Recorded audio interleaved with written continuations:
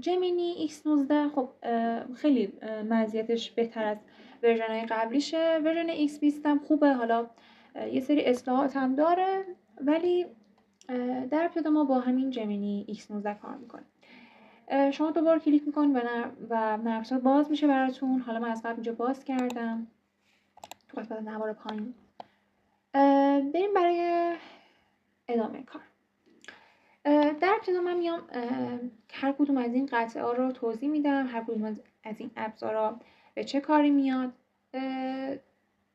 اولین گزینه که همیشه انتخاب ابزار قطعه که همون فلش مستمونه، ولی ما اینجا به عنوان ابزار قطعی نمیشناسیم. خب ابزار قطعه چه مجموعه و زیر مجموعی داره؟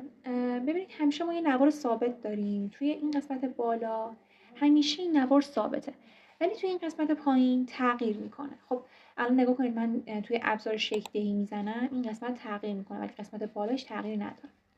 همینطور توی ابزار رسم و همینطور توی ابزار پوشاک و همینطور توی ابزار سایز بندی و ابزار اندازه‌گیری و بقیه گزینه‌ها. با محیط نرم افزار یک آشنایی کوتاهی داشتیم و بریم برای معرفی هر کدوم از ابزار مورد نیاز که باشون خیلی کار داریم. خب من در ابتدا میرم اول یکی از الگوهایی که از قبل کشیدم رو باز میکنم. حالا میتونیم هم الگو باز کنیم، هم که چون بچه‌ها شما هنوز الگو سازی انجام ندید، حالا با یه مربع شروع کار میکنیم. ببینید ما برای ترسیم مربع از ابزار رسم استفاده میکنیم. شما این کار رو کنید به شما فقط چند تا خط میده، درسته؟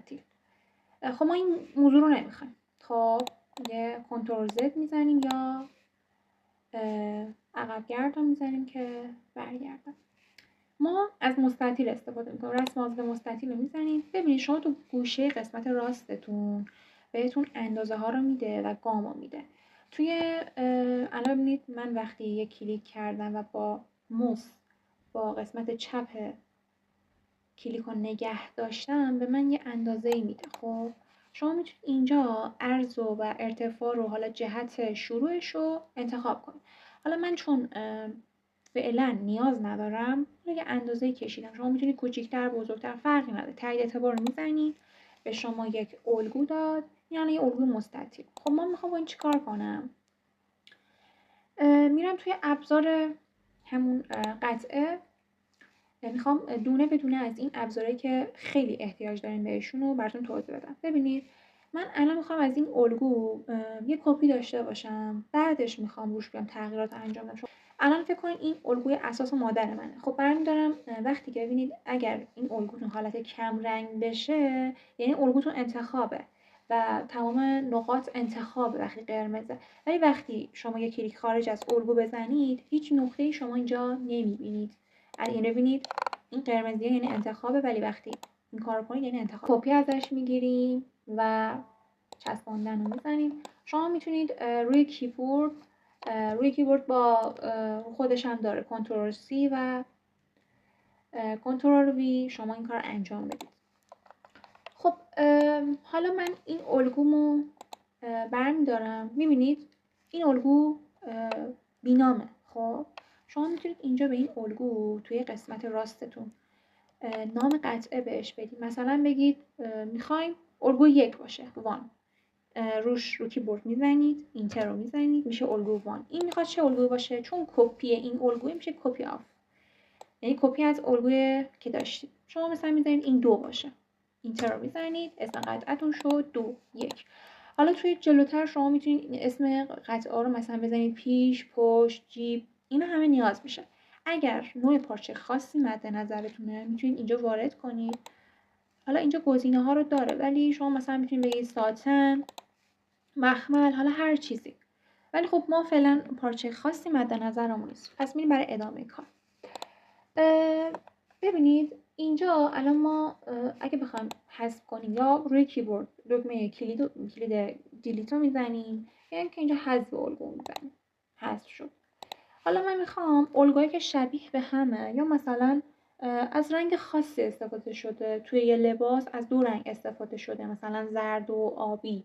خب میخوام اینا رو اصلا تفکیک کنم که موقع پلات گرفتن دیگه مشکل بر نخوره. خب پس من به یه تغییر رنگ نیاز دارم.